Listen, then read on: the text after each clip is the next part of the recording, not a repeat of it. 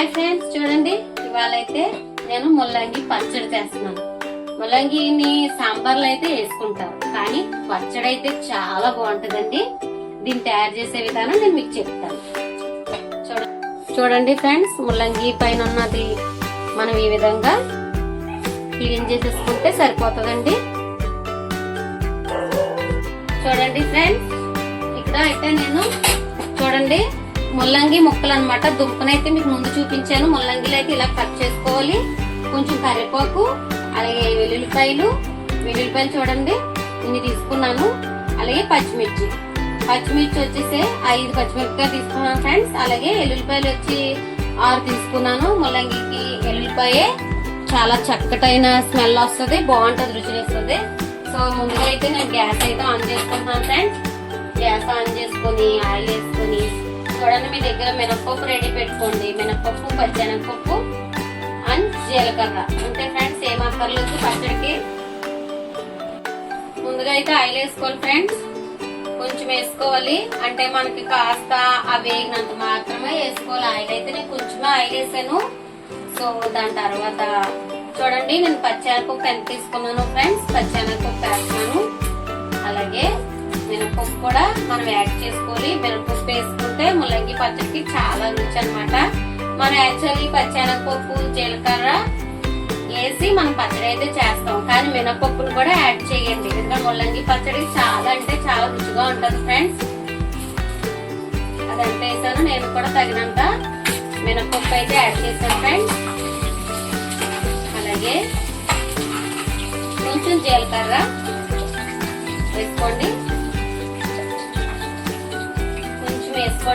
జీలకర్ర అయితే అలాగే చూడండి ఫ్రెండ్స్, వెల్లుల్లిపాయలు ముందుగా వేస్తున్నాను. వెల్లుల్లిపాయలు, కరివేపాకు చాలా జాగ్రత్తగా ఉండండి. గ్యాస్ దగ్గర మనం వేసేటప్పుడు కొంచెం తప్పమంటాయి కాబట్టి ఇలా కొంచెం జాగ్రత్తగా వేయలేదు, తక్కువ మాత్రం వేసాను. ముందుగా అయితే నేను పచ్చెనగపప్పు, మినపప్పు, జీలకర్ర, కరివేపాకు వేసాను ఫ్రెండ్స్. అలాగే ఇప్పుడు మిర్చిని యాడ్ చేస్తున్నాను.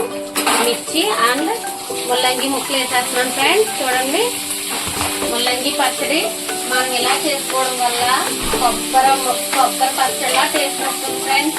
నేను ఒకసారి కొబ్బరి పచ్చడి కూడా నేను చూపిస్తాను. ఇదైతే మనకి చాలా బాగుంటుంది ఫ్రెండ్స్. ట్రై చేయండి, ఎవరు కూడా మానద్దు. చాలా అంటే చాలా బాగుంటుంది.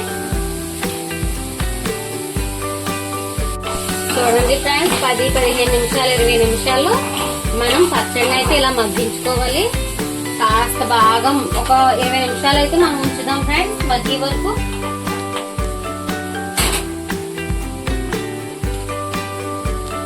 చూడండి ఫ్రెండ్స్, 10-15 నిమిషాలు అయితే అయిపోయింది.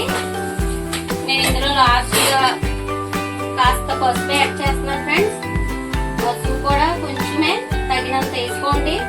మనకి ముక్కలు తగ్గట్టు పసుపు వేసుకోండి ఫ్రెండ్స్. చూడండి, నేను ఎంత వేయలేదు ఫ్రెండ్స్, పసుపు అయితే అంత వేయలేదు, కాస్త అంత వేసాను. అలాగే సాల్ట్ కూడా మనకి తగినంత వేసుకోవాలి ఫ్రెండ్స్. సో అంతే ఫ్రెండ్స్, ఫైనల్ గా అయితే పచ్చడికి మనకు కావాల్సినంత అయిపోయింది. చక్కగా ఇలా మగ్గిన తర్వాత మిక్సీ కొట్టుకుంటే సరిపోతుంది ఫ్రెండ్స్. అంతే పచ్చడి. చూడండి ఫ్రెండ్స్, ఫైనల్ గా అయితే పచ్చడి అయితే ఈ విధంగా అయింది. కాకపోతే నేను మీకు చెప్పలేదు, చింతపండు వేసాను ఫ్రెండ్స్. నేను ఇందులో లాస్ట్ లో చింతపండు కూడా నేను యాడ్ చేశాను. కాస్త వేసుకుంటే సరిపోతుంది ఫ్రెండ్స్.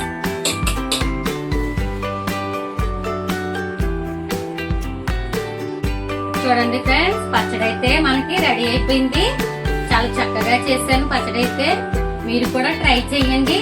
ఇందులో నేను లాస్ట్ చింతపండుని యాడ్ చేశాను ఫ్రెండ్స్. చింతపండు కంపల్సరీ మీరు చూసుకోండి, ఉప్పు సరిపోయిందో లేదో కూడా కాస్త చూసుకోండి.